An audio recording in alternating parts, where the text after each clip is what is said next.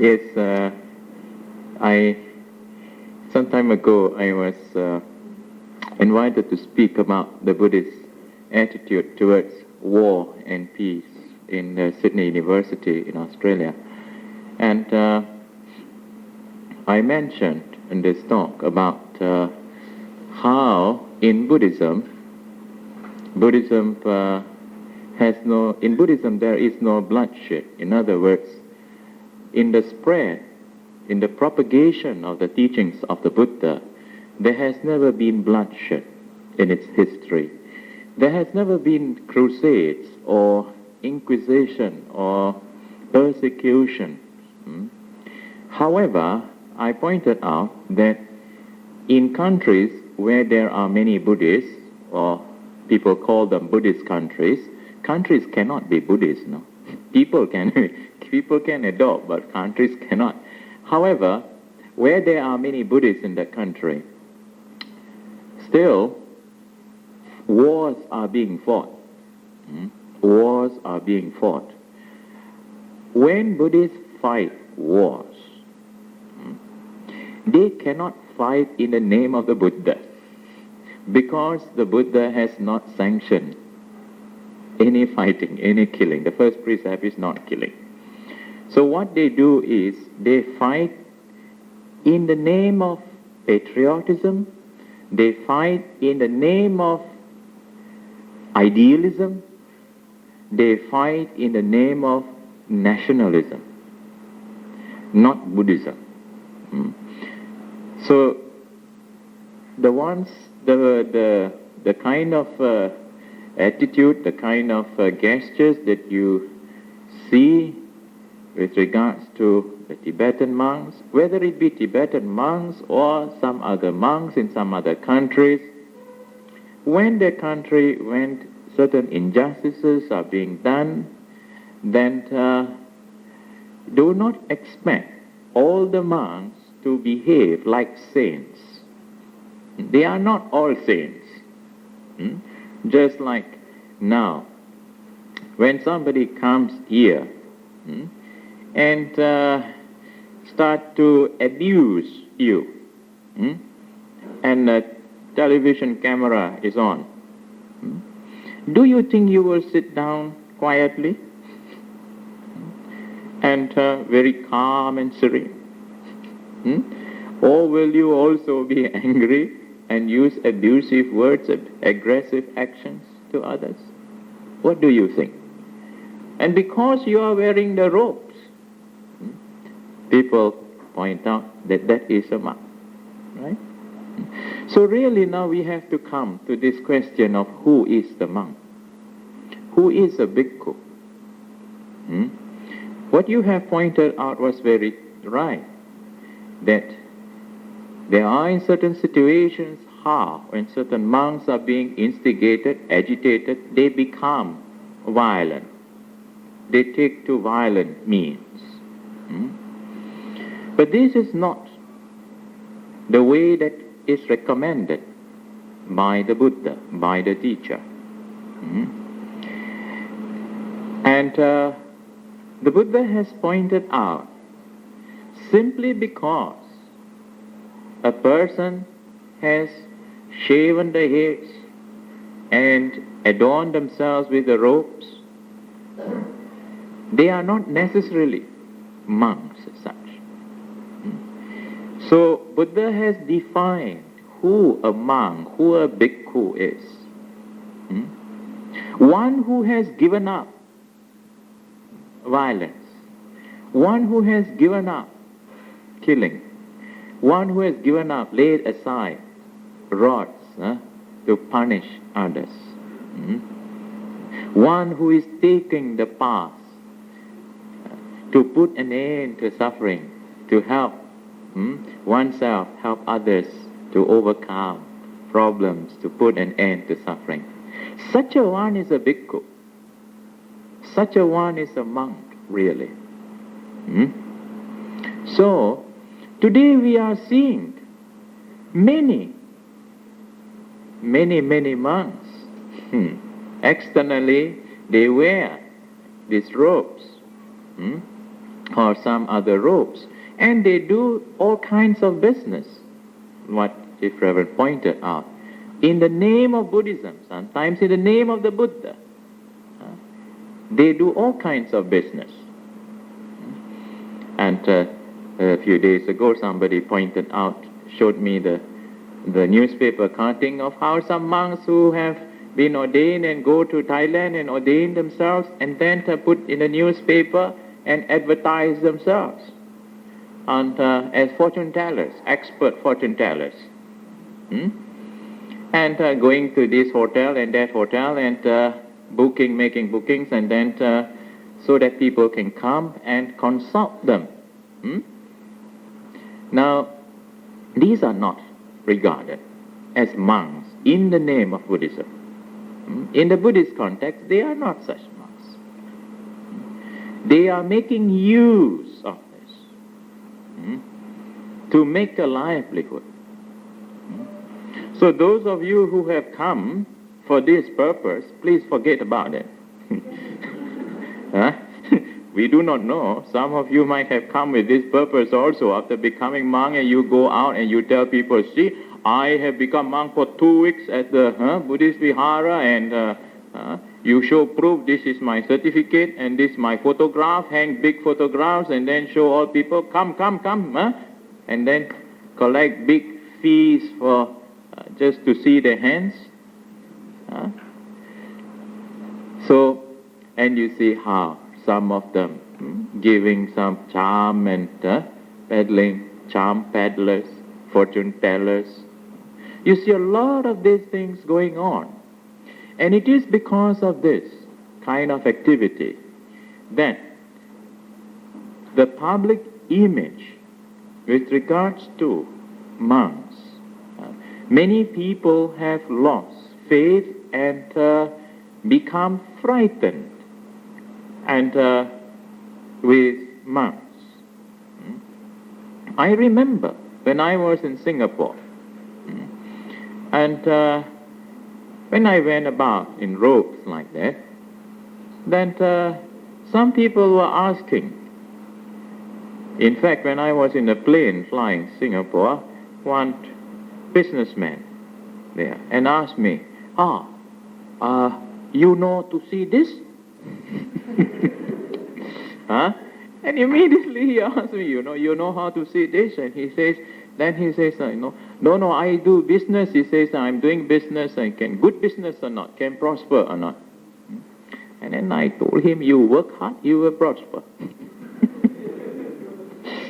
He was not very happy. Anyway, he went on his way. And this is what they want. So if we give into this, then we also can make a lot of money. But that is not the right way. In this manner, we are insulting the order. And so, all kinds of things. So you will see, as you move around, as you go about, you will see. But there is no need to try to fight with these people and try to criticize and insult them.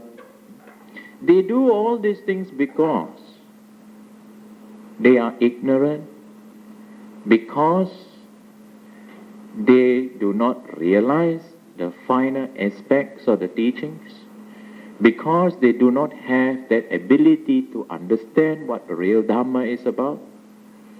So if you understand them, if you understand the Dhamma, you should try to put whatever you know into practice.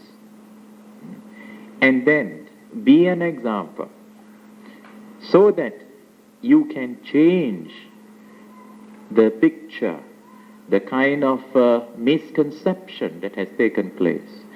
And this is what, in fact, this novitiate program, we try to do. And I mentioned yesterday how many people have that image of monks as being very lazy, eating and sleeping. They eat and they sleep. That's what people have, this kind of impression. And you can see for yourself for 2 weeks. Many things are going on. And even if they are sitting, some complain they are not doing anything because they, they sit and walk. See how long you can sit? It's not doing nothing, doing something. So people do not understand they can say things. So these are the things that we have to be prepared. And when we go out, people can abuse, people can call all sorts of names.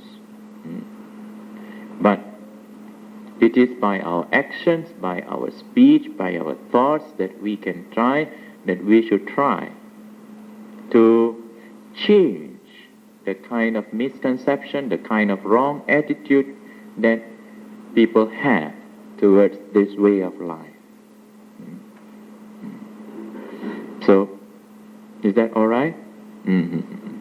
Simply because you see monks, those wearing robes, and doing things that are not proper in that.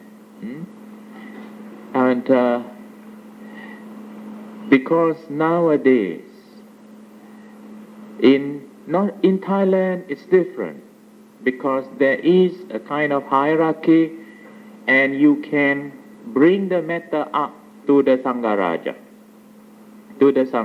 You can bring the matter up because the Sangharaja has been given the kind of authority to disrobe any monks that are not behaving.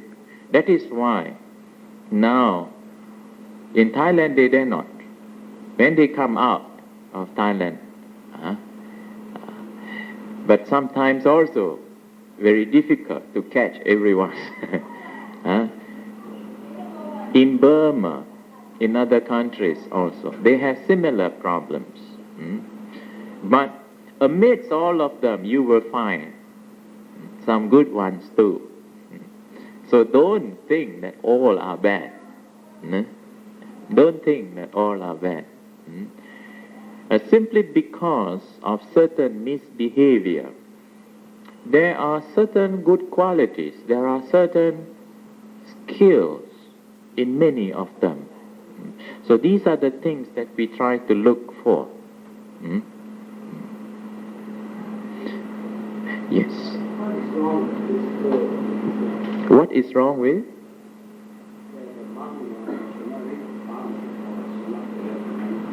Oh, I see. And are you going to read palm? What is wrong? It is not, you see, basically, and a monk is one who has given up the worldly and worldly ties, worldly attachments, no? And one who practices the teachings of the Buddha is one who has confidence in the mind, confidence in the Dhamma. And when you go down to read palms and earn a livelihood out of that, that is what we call a wrong livelihood, not a right livelihood. Making money. And this, for a layperson can do this as his livelihood, but not those who have given up. And another thing is this: by reading these lines, you know very well that these lines changes. And another, that do we want to teach people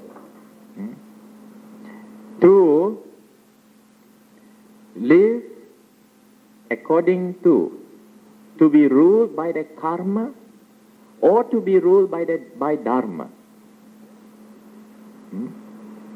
There are two things here. If the person neglects the mind, neglects the cultivation, development of the mind, then he succumbs to the karmic tendencies. In other words, he gives in to all the tendencies, accumulated tendencies, habits that has been built up from the past. It is actually one's action, one's karma. When one performs that action again and again, and strong impression on these, this is how that action molds. Our whole body is being molded by our actions. Our mind too molded. The features that you have, the kind of head, the kind of nose, the kind of eyes, the kind of ears, the kind of body, the kind of hands, the kind of features, they are all molded by your actions. The surest way to get a hunchback is by sitting with hunch. If you want to be straight, you have to sit straight. You are molding your body all the time. Those who pull their faces, long faces, when they see the food, not to their liking, they pull long face, then after some time the muscles will be permanently stretched. Those who like to show sour faces and make faces, one day their faces also become like that. Those who like to maintain the half smile of the Buddha, they will one day be molded in that direction.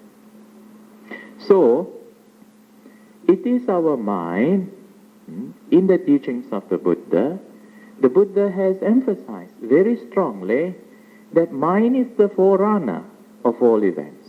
Mind is the chief. That when we think on wrong understanding which are tainted in greed, hatred and delusion, then the suffering, unwholesome consequences will follow us. Just as the wheel follows the hooves of the ox that draws the cart, the bullock cart, the wheel will follow the hooves of that buffalo, the ox. A great burden for the buffalo to carry. That is how suffering follows one who, through wrong understanding, performs actions rooted in greed, hatred, and delusion.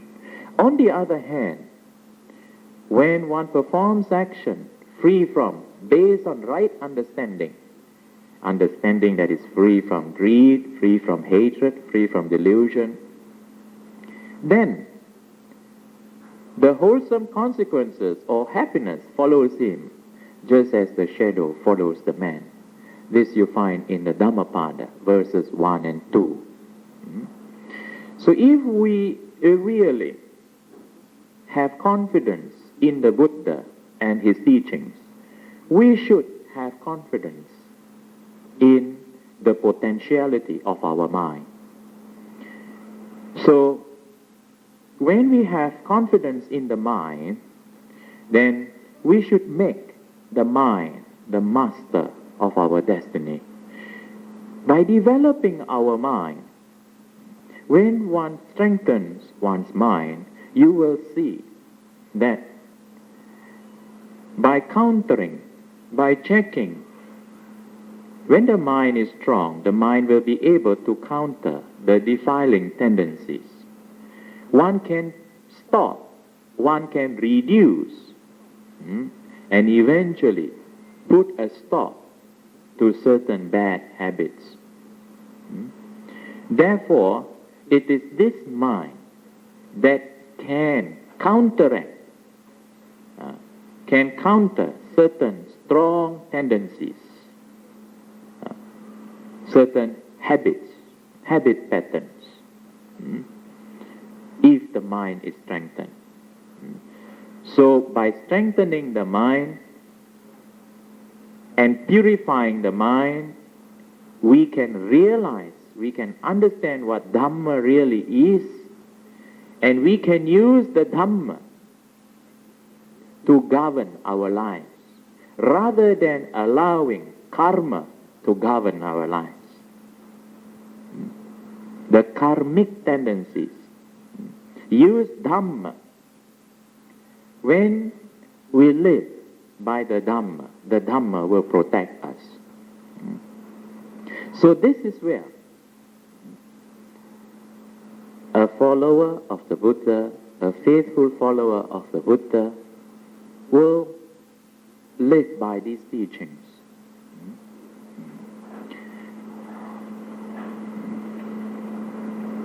Right? Oh, Jifferman has something to add. Some time ago, a fortune teller was caught by the police when he was sleeping in the Supreme Court veranda. It was strictly prohibited for anyone to go and sleep there at night time. So next day he was taken to the court, and the judge asked, what is your job? He said, I read others' farm and tell good luck and bad luck. Then the judge asked, did you read your farm yesterday to understand a bad luck befall on you today?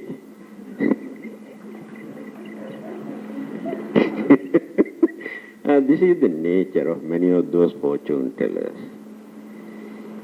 I remember one day when we were taking our food, a fortune teller came and asked, do you want to know about your future? Then I told him, do you know, as monks, we have no future.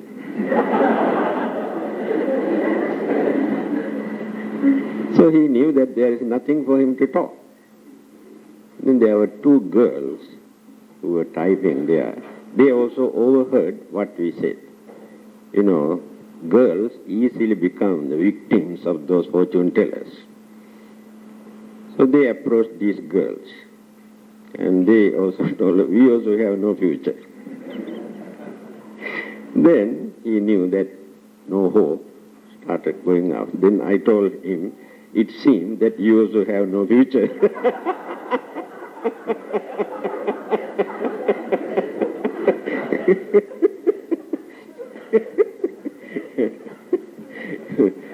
This evening, a young man came and asked me to give him something to protect him. Then I said, protect from what?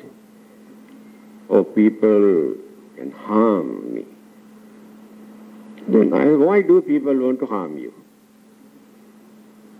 There must be something wrong somewhere with you. Otherwise, people never harm you, disturb you. If you try to be good, if you do not disturb others, others also never disturb you, never harm you. So without doing that, you want to keep something with you to avoid all these disturbances which come from outside. So this is the Buddhist attitude. So we are ignorant, really ignorant. We can use the word stupid, also no harm. We are stupid. Others can make use of us, bluffing, and introduce so many things to arouse our emotion for our protection and gain and prosperity and so many things. In the Buddha's teaching, especially when you read Mahaparinibbana Sutta, the last sermon, collections of the discourses, there he has mentioned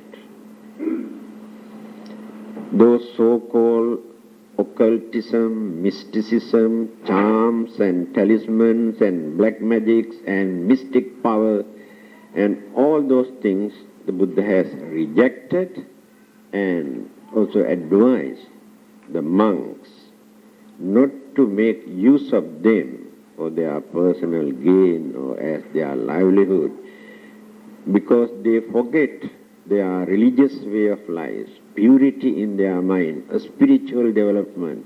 Later, slowly they become worldly-minded people. And what is happening today in the name of Buddhism? Many of those monks who have formed different schools of Buddhism, later, again they have collected all those rubbish and introduced as the secret teachings of the Buddha. They say the Buddha did not reveal these things earlier because monks could not understand.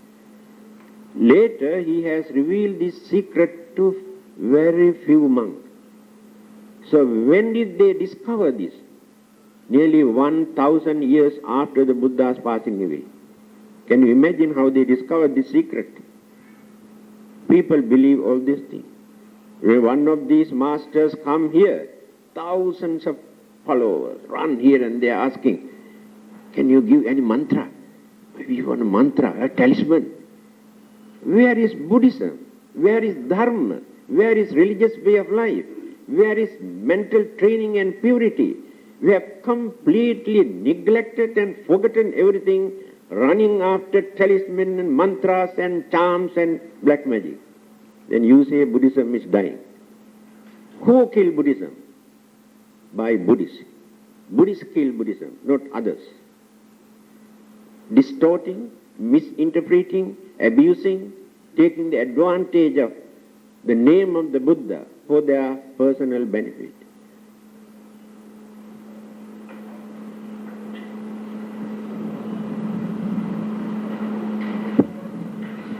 Yes, next. Can I follow up with one question on this telling?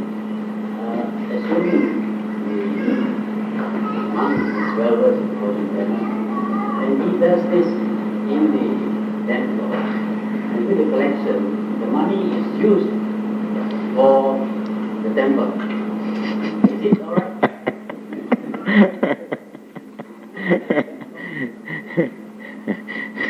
Means to an end. Huh? And in other words, the end try to justify. You try to justify the means to the end.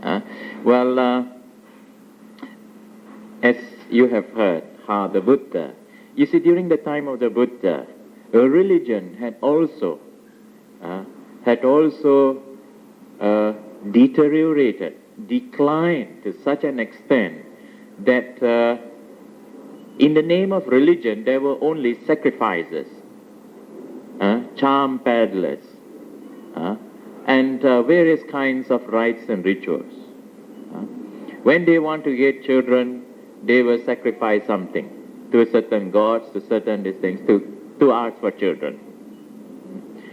Now the Buddha has rejected all these practices. You see.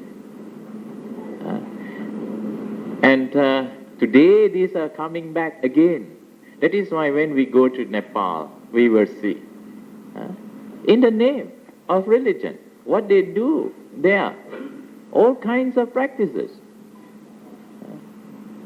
If you ask them about Buddhism, they do not know. They say this is Buddhism. No? Again, decline in that way.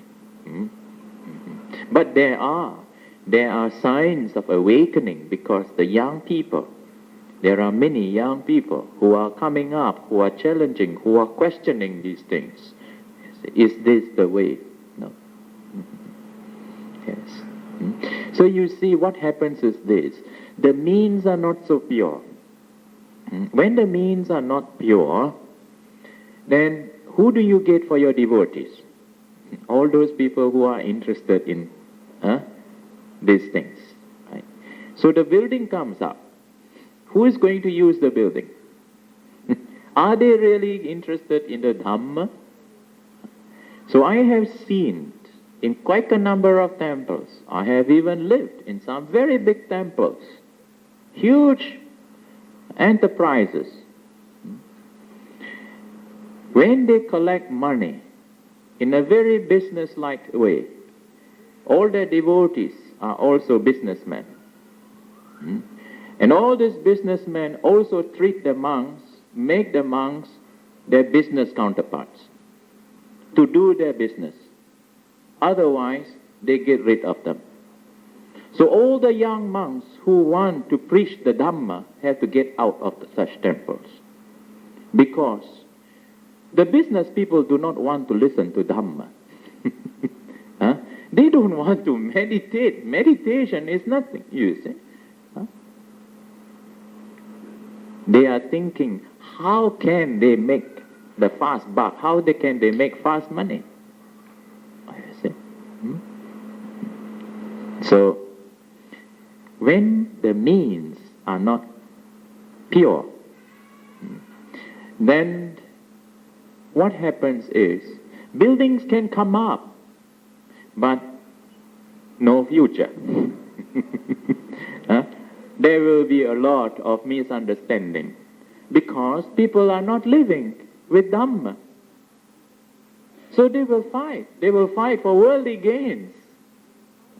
But if the building has come up with Dhamma, with right understanding, after the devotees are being taught Dhamma, parallelly given Dhamma, trained in the Dhamma, then they will appreciate the finer values of life. Therefore, such places, such institutions can flourish for a longer period of time. Yes.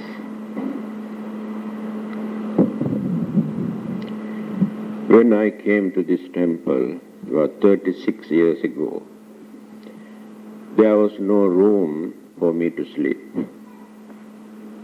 There's an old preaching hall here, and that is our bedroom, dining room, sitting room, library, Sunday school, preaching hall, and everything. No separate room for me to sleep. But we could manage to erect so many buildings for the last 30 years.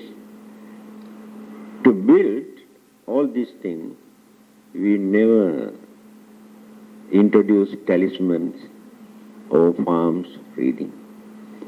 If we work honestly, sincerely, to serve the public, not necessary to practice all those things, because we go far away from the real religious way of life.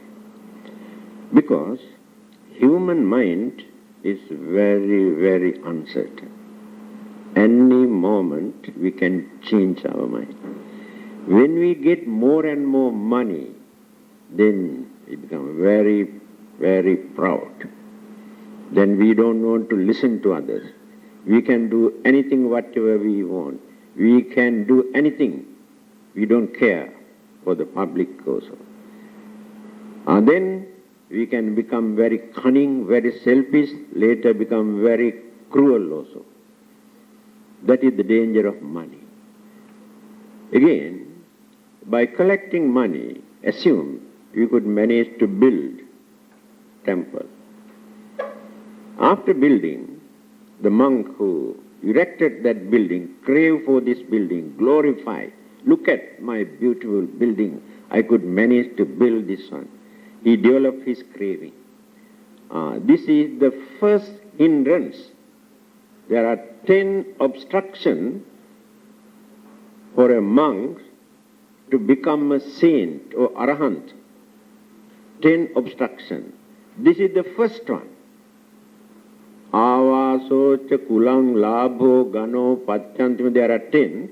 The first one is the building that he built or that he craved for. As long as he maintained this my building, my temple, he never get the chance to become a holy, a saint, or for his spiritual development. People cannot understand these things. Then somebody may ask, are all of you true Samaneras? Well, it all depends. You see, in order to understand, the Buddha has also advised his disciples like this. In order to understand the person, in order to understand a religious person, and to what extent he has developed, whether he is truly a religious person or not, whether he is truly holy or not, you should not judge the person by his looks, or judge by his ability to speak, or by his ability to have followings. The Buddha has advised them to associate for some time and observe his conduct, his manners, his ways, and see whether there is greed, there is hatred, there is delusion in the mind. On the basis of these qualities, on the basis of this greed, there are different kinds of greed, different kinds of craving. Craving for material things, craving for power, craving for fame, craving for name, and hatred, anger, jealousies, envy. This is how it is, by associating for some time. Then one can understand the qualities, the true qualities. But today, most people are going by the box office opinion. Religious teachers also have box office managers. Before they go to certain country, they have their own managers to go first and go and spread propaganda. No? And then after that, once the people are being mesmerized, then they arrive. So you see, they collect thousands of people. People do not know them. People have not associated with them. They are only seeing them for the first time. How have they gathered these things? Through well-organized, very well managed organizations have done this kind of work. And people are so impressed by this. So that is how the real religious, the real holy person who comes by himself, barefooted and dirty looking, he is not regarded at all. So if a real Buddha appears, come to this temple, and many will not be able to recognize him also. Many think that he is a mad person, Similarly, in many countries that claims to be Christian countries, if Jesus were to visit them, they will not recognize Jesus. Similarly, too, many Buddhist countries will not be able to recognize the Buddha. So that is why today, in order to correct this situation, it is important for us to understand the real values, to appreciate these values, to understand the real values. We should first understand ourselves. Then we can understand what are the values that are important. When we can understand ourselves, we will understand the others. Yes. There is a nice story in Dhammananda. A group of ladies who observed 8 precepts.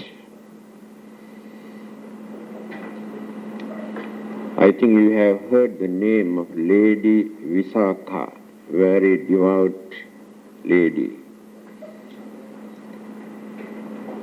She was the leader of of the ladies,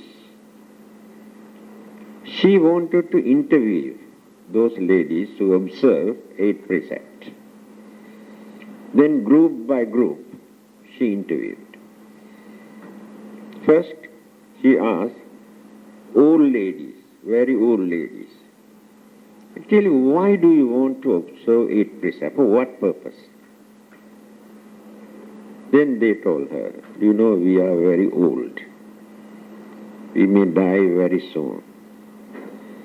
So after our death, we believe we can go to heaven and enjoy our life there by taking 8 precepts. Right. Then she interviewed another group, middle-aged ladies. They told her, do you know, our husbands are very unfair, ill-treat us, beat us. So we believe by observing this precept, we will be able to control our husbands.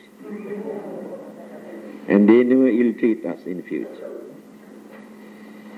Then she interviewed another young group, ladies, married ones. They told her, well, we have been longing for children several years. So we thought by observing this precept, and we will be able to children, and the first one become a son.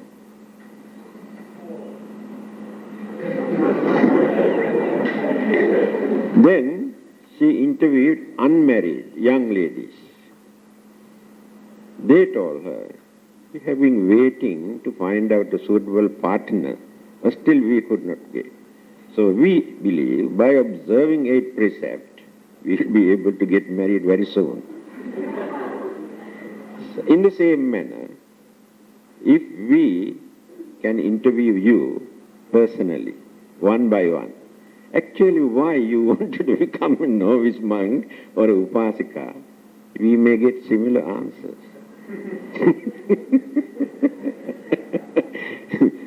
So this is the mentality, this is natural.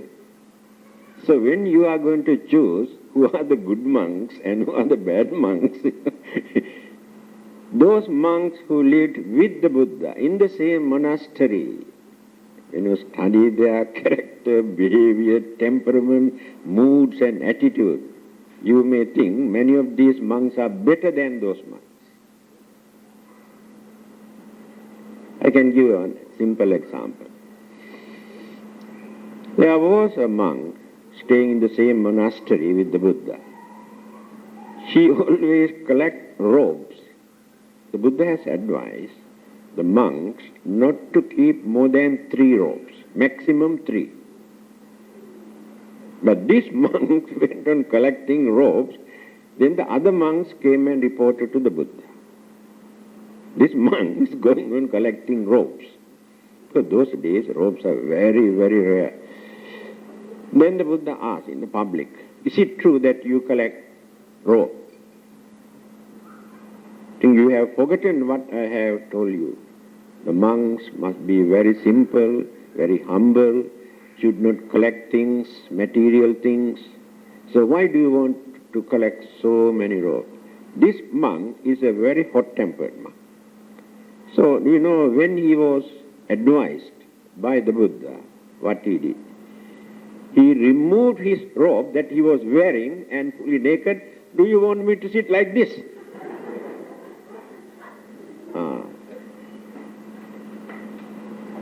Thousands of them. This is the nature of human mind. Very stubborn, very proud, very greedy, very temperamental. So it takes time for us to tame our mind. Now during your stay here, you will be able to control, maintain and develop and understand many things that you never had earlier, this opportunity. Still, You maintain so many rubbish in your mind. And our minds are also not completely pure. Still we have human weaknesses in us. Take time. Therefore we should not blame or accuse or condemn having seen certain weaknesses. If there is any possibility. One particular monk, Chanda, who followed the Prince Siddhartha when he renounced. Later he also became a monk. No one could control this monk. All the other monks, Sariputta, Moggallana, chief disciples and Arantas, could not control him. The Buddha advised him on many occasions. He did not listen. So stubborn. When the Buddha was about to die, he purposely mentioned about this particular monk. After my passing away, there will be a very big headache for all of you because of this particular monk. So what you have to do now, give him the highest punishment, the Buddha says. And Ananda asked, what is this highest punishment?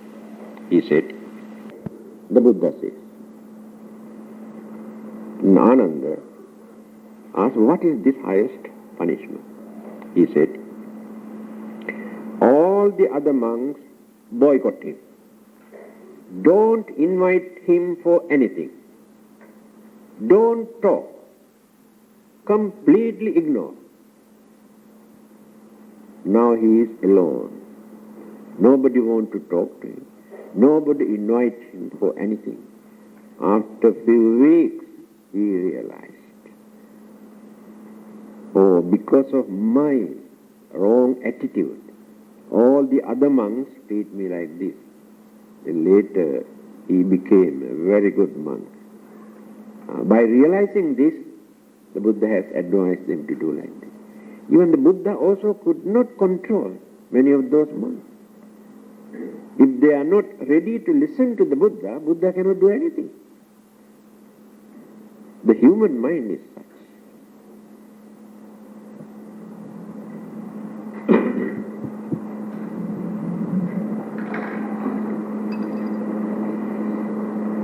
Yes. If every monk knows how to say or or is there any compulsory lesson for them? If no, why not the monk know about He asked whether every monk knows about feng shui and, palmistry.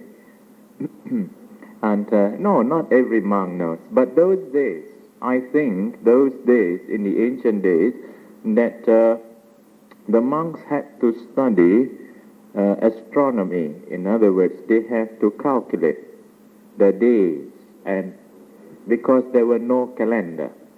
So they have to learn the planetary system and how to calculate full moon, new moon, and all that. And it is because of this that they had that ability also to see that, to observe the pattern of events when the constellation, the planets are like this, and these things happen like that. They influence people's mind, they influence certain people or certain nature in such a manner. So they have that ability, you see. Of course, nowadays, in the monks, in the curriculum for the training of monks, these are no longer there. So they have to learn from somewhere else if they want to learn these things. So not all monks know. Yes. They are not a requisite to become monks. Huh? Yes.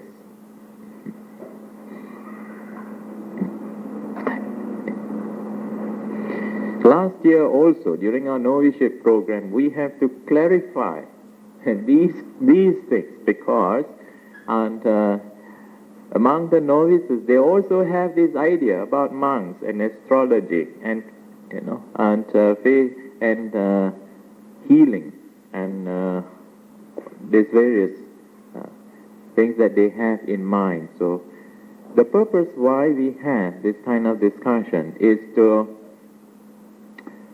straighten the mind, to straighten your views. So it is good that if you have certain questions, have some doubts in your mind, you can share. You can not share your doubts, but clarify the doubts with others. Yes, others too may have this kind of ideas. Yes. Any other questions? That's right. Yes. On the first day of our community program, the president of the Vihara mentioned that he's trying to get young people to join the mountains.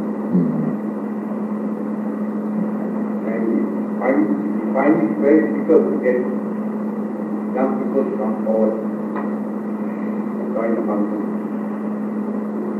It is because that to become a monk, you have to study very hard and pass certain strict examinations.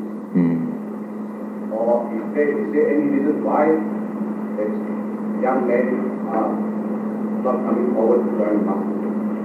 Yeah, good question. That he has observed how during the opening ceremony, one of the speakers mentioned about the difficulties of getting young monks here. Well, there are many reasons to this, but one of the important reasons behind this is that in the society, in the community that we are living in, the Buddhist community in these parts of the world, comprising of mainly Chinese Buddhists, and there is no such tradition. This tradition has been lost about giving sons to become monks, you see. And they look down upon the idea of having sons to become monks is very, very bad. In fact, I remember in one of the first few novitiate programs, I had to go around various states and talk and then collect people to come. And then one day, one of the novices came without really having the consent of the parents. Then the parents came here. When the parents came to know, I think the mother and father came. And they started making a big row over here. And one of them said, don't you ever make this my son, shave my son and make him a monk. You see, he can become a drug addict, he can become a robber, but not a monk. You see, so this is the impression that they have. And another thing is this.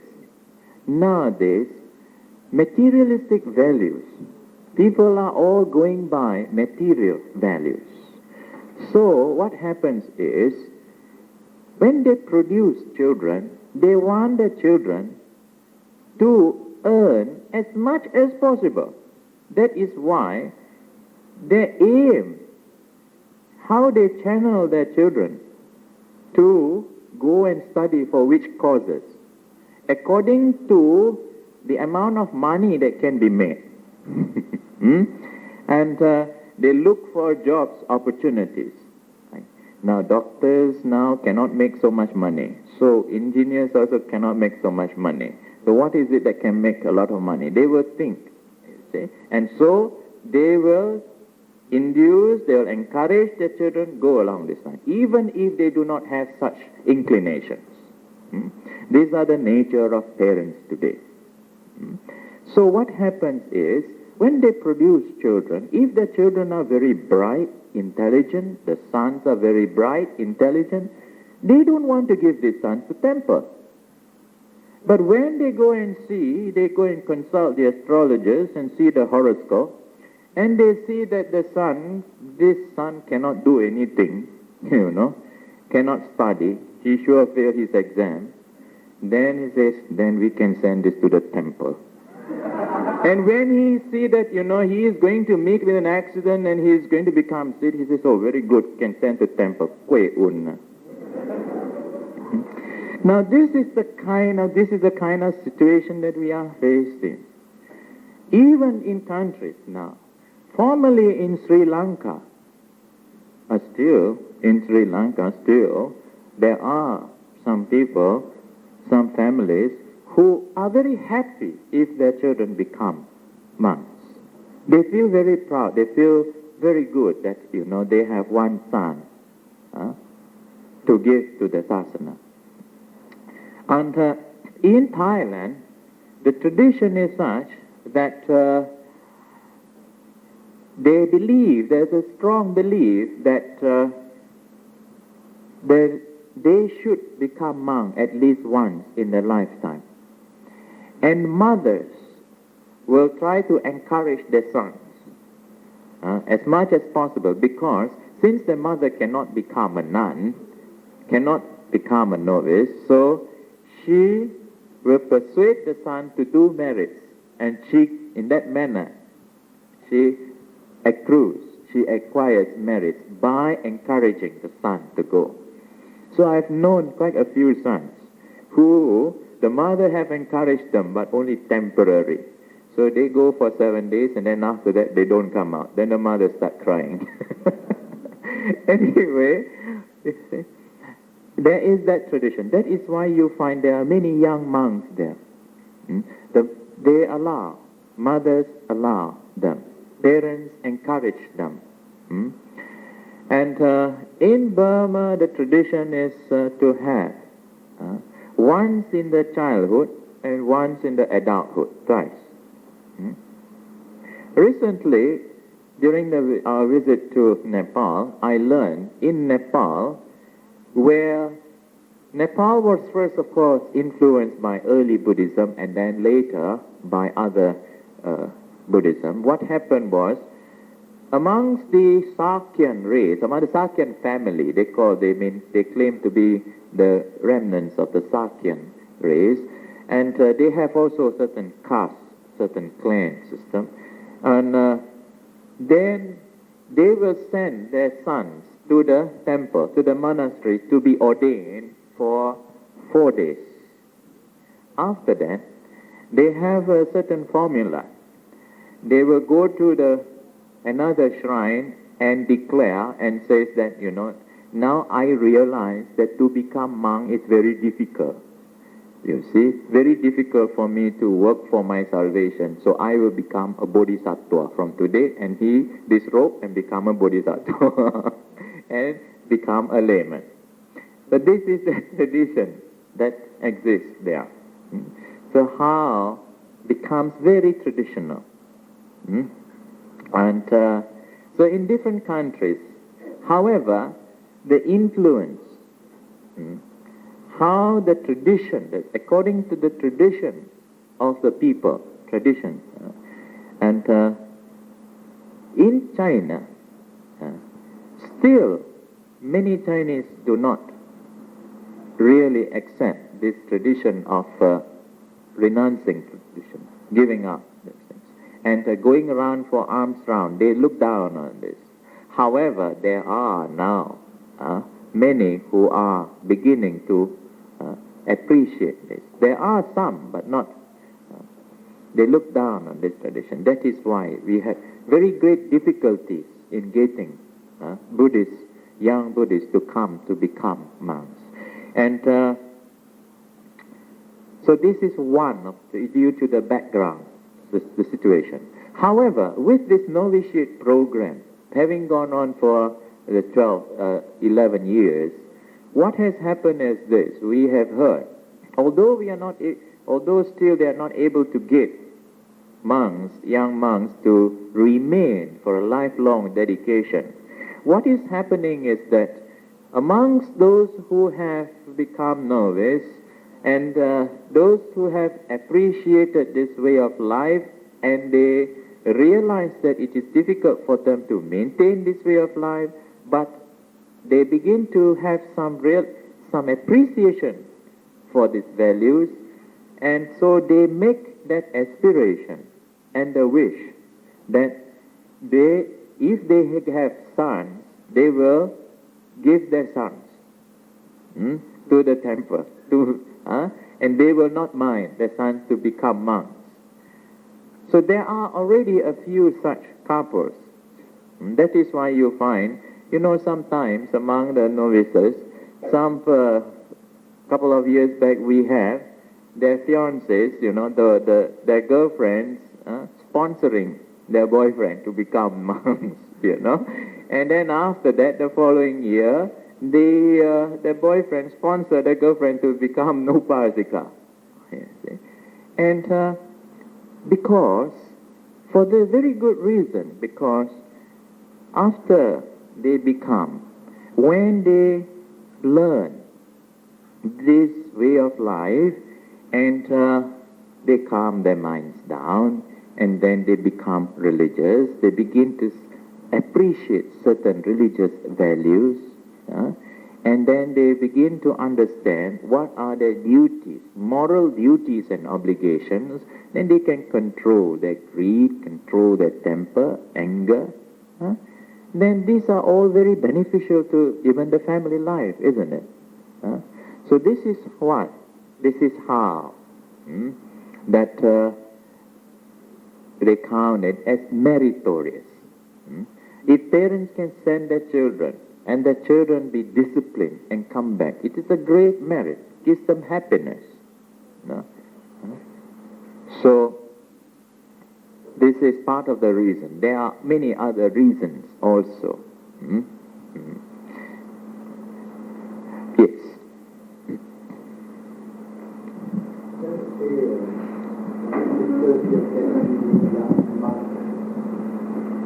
I have seen one temple, what they need is a dog, children.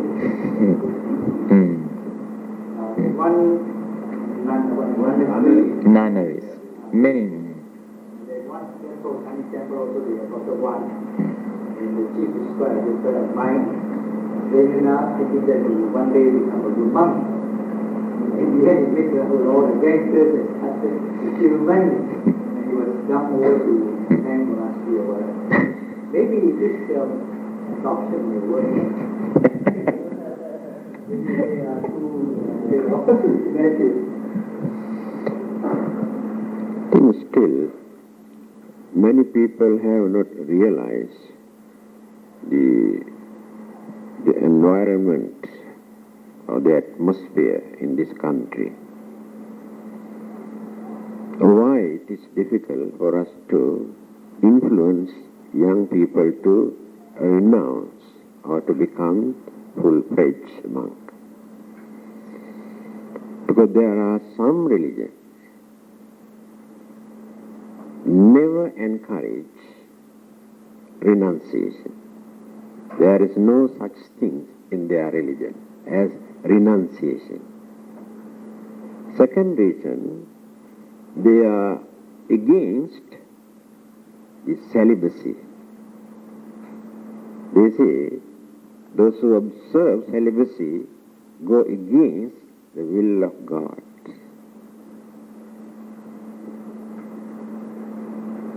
Understand? So, these two things you cannot find in some other religion. Again, there are some others.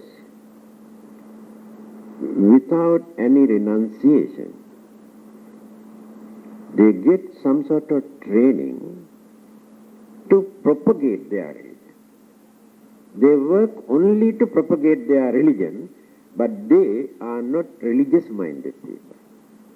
You understand? There is no religion in them.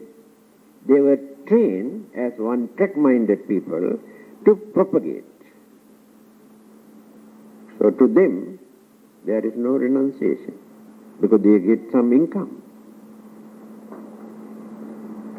Another reason, from their childhood, all these children mix up with the followers of other religions. others can influence very easily, or to talk against this renunciation, monkshood and monk's way of life, for young people to get fed up with this way of life. That is why it is difficult to influence young people to become monks. There is no such tradition. Then, in Buddhist countries, as mentioned by Mahinda, it is a religious tradition.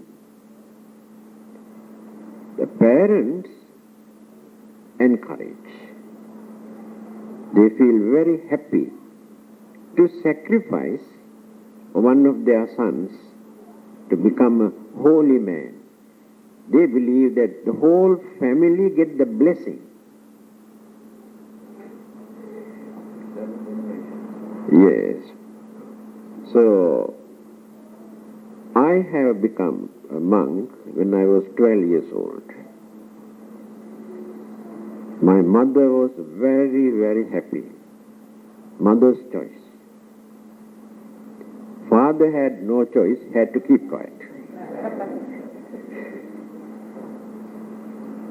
My mother was influenced by my uncle, chief monk. So when I was about 17 or 18 years old, I felt this life is very funny. No fun. And when I see how other young boys are enjoying running here and there, so I'm like a prisoner. At that age, naturally, these ideas appear. Then I went to see my mother and told her that I want to disrobe and come home. My mother was not an educated lady, but I can understand she is very wise and understanding lady. She told me, "You are the eldest son. I have 2 more sons and 3 daughters. They can look after our family. If you can remain in the robe, I believe that you can give us more happiness than others. Others can provide food and medicines and clothing and these things, but they cannot give us happiness. Not only that, one day when I am going to die, and I remember you, I get real happiness and confidence in my life. I can die with confidence, thinking my son is a religious man." And there is a story.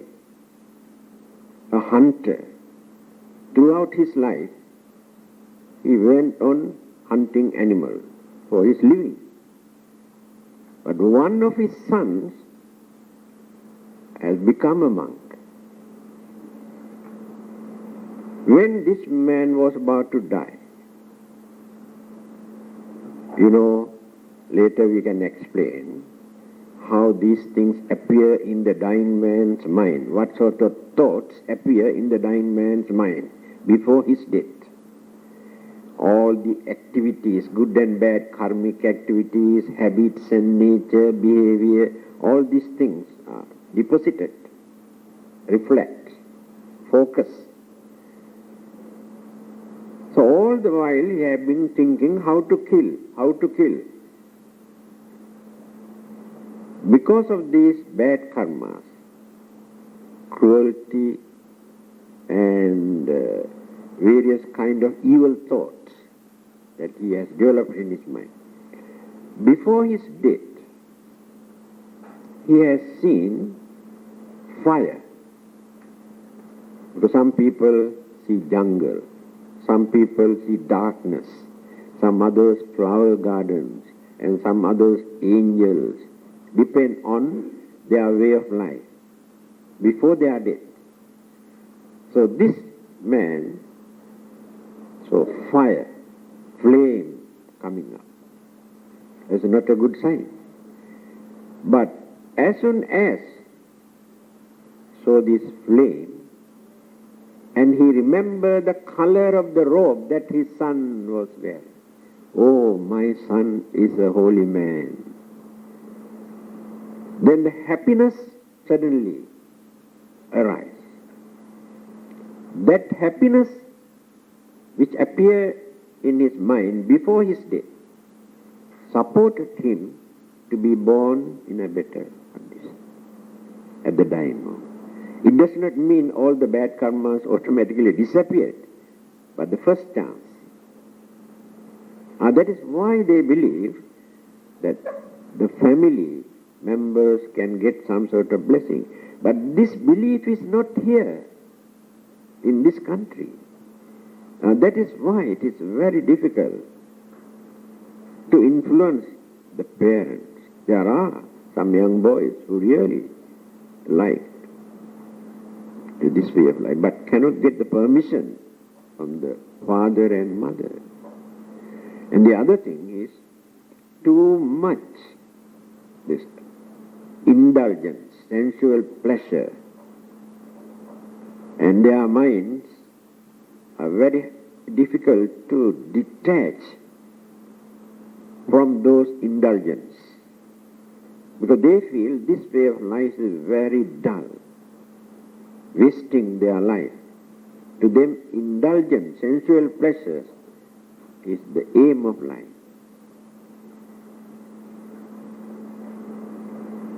These are the reasons. There are 1,001 reasons. Even then, we are fortunate enough to get at least one or two like Reverend Mahinda.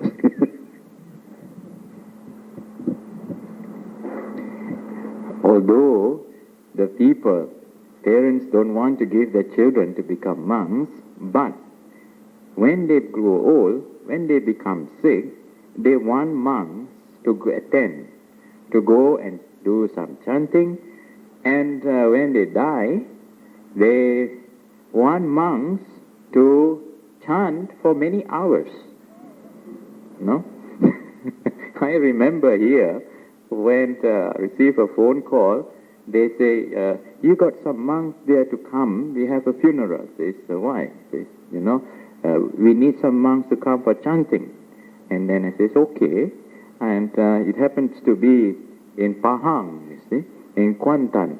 So he says, all right, we can arrange. And but then he says, you have to stay overnight. No need to stay overnight. I says, we'll go there in the morning and we come back in the afternoon. He says, but you're going to chant, isn't it? Yeah, we'll chant. We'll do about 20 minutes or 15 minutes. He says, oh, you're not going to do for 5 hours, 6 hours? They want the monks to chant when they are dead. But no, they don't want to give their sons. They want other people to come. So this is the situation. There are some people who like to donate rotten eggs to the temple and ask the monks to hatch them and produce nice chickens.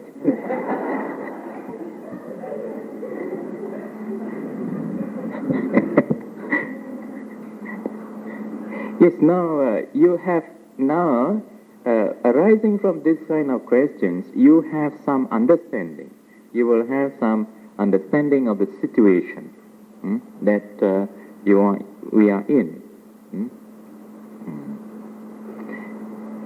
And you can, having understood this, you can think what are the best ways that you can correct a situation. That's what these discussions are for. Yes, answer to all these questions you can find in what Buddhist belief. It is a mini encyclopedia of Buddhism. Everything what we discuss, you can find in that book. So what you can do is this, that by tomorrow evening, we should be able to hand you a copy each. And in fact, tonight you will have this copy. And if you can find a little time to go through them, or some of you who are able to go through them, and then perhaps you can form groups, small groups, right? Because you may not be able to read everything. So some people read certain things. And then you can discuss among yourselves during the private study time. And when you have some time, you can discuss this. But please, not tonight. Don't go through late hours of the night. And as and when you are able, because there are a few people who had already been asking for books to read. So you have these books you can read and discuss. And then you can bring up some questions, because these books are written, some of them, the explanations are fairly brief, and if you cannot understand, you wish further elaboration, and you have, the Venerable Author is here. You can ask, right? You can seek further clarification. I think that is so much for this evening, because time is there, and we did not have any occasion for the audience to question, maybe tomorrow or some other time. So with this, I think we will conclude here, and good health and peace to all.